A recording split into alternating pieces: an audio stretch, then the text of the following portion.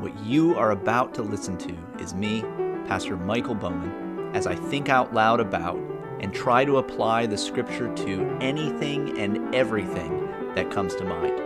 This usually happens in my car, so jump in and let's talk. Over the last year or so, I've meditated a lot simply on the blessing that it is to have a Sabbath day, to have the Lord's Day. And I don't just mean like I choose whatever time of day during the week that is really nice for me to rest and to take a me day or something like that.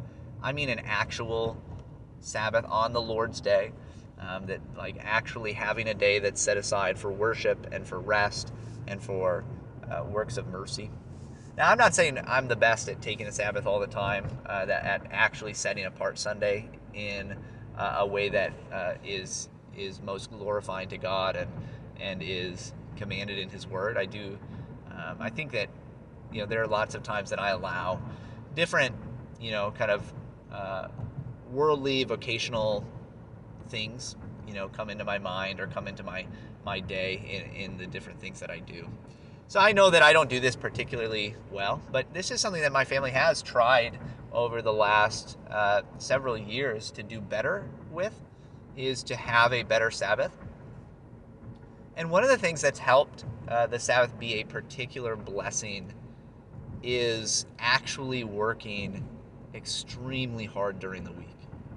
So spending the vast majority of the rest of the week working as hard as I can, just pushing it, working to the limit. The way I always put it, at least when speaking with my wife, is, man, I've just been working like a dog. Like I've just been like nonstop, high output, just trying to get as much accomplished as possible. And in kind of growing in what I'm able to handle and do, and just my work ethic over the last several years, this in turn has actually helped me with the Sabbath. Because I think one of the reasons that having a day that is set aside purely for worship and rest is difficult for us is because a lot of us don't actually work a lot. So you just think about, most of the rest of history, people didn't have time to, turn the TV on for several hours every evening. Right? You're working hard labor all day, every day, right up till the sun goes down. And then maybe you have time to sit around, you have a meal together, you play some music, you read, you do something. But it really, we live in a time of decadence and lethargy and passivity where it is normal to work 40 hours. And don't get me wrong, some people work 40 hours doing hard physical labor and like it really takes it out of you. But let's be honest, a lot of people will work a 40-hour work week doing something that really is not all that difficult, and yet they'll still spend tons of time complaining about it, still spend tons of time talking about how hard it is, how difficult it is, and how much now they need recoup time and me time, and they really got to focus on themselves or whatever. I just think that this would have been something that is just unheard of in past generations. Not for some people. Some people could do that, especially if you were extremely wealthy. It's just that everybody basically is super wealthy today. Everybody is in a place of decadence today, and I don't want to be too down on that, because I'm quite thankful for the many blessings of modernity and technology and the medicine and the wealth. I think these are not bad necessarily in themselves, but we do we use them to become unlike what we are supposed to be. We're supposed to be diligent. We're made to work. Man was made to work, and to work hard, to work to accomplish many things. And when we are not doing that, I think that it really takes away from the purpose that we feel and sense in life. And so anyway, I think that just the decadence and wealth of our society makes it easy for us to, see even small amounts of work as if they were, massive, as if it was a huge deal.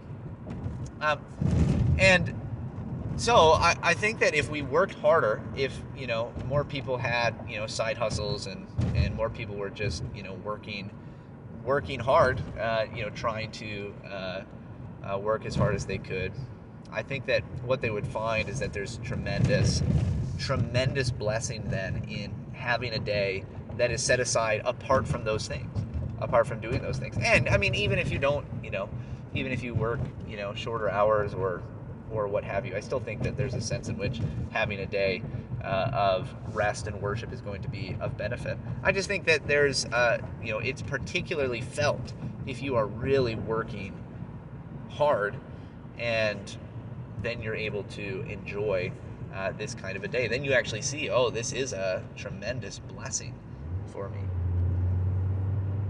Now, there's many other ways that the Sabbath is a blessing, obviously. Having a day when we can worship with the rest of God's people and come and meet God where He has promised to meet us. This is something that should cause us to say, who is like our God? What other God does this? What other religion? What other belief system will give you this? That God meets with us. He meets with us regularly. He has promised to meet with us. He's shown us where we can meet with Him. And when we do meet with Him, we are blessed. We're filled.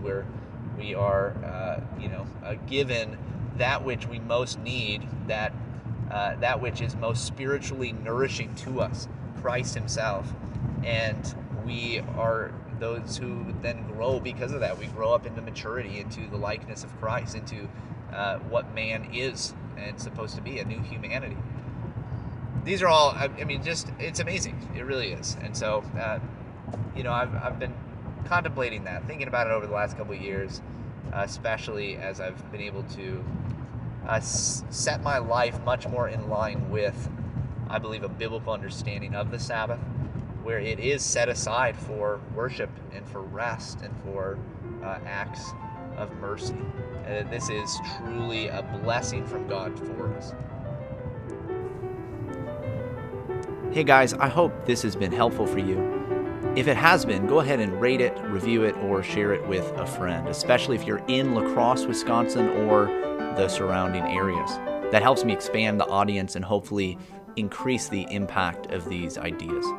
If you have any questions, thoughts, or concerns on anything that I just talked about, you can reach me at pastormichaeljbowman@gmail.com. You can find more content from me, as well as information about the church that I pastor at ccc-pca.org. With that, I hope you can enjoy the many blessings of God today. Until next time.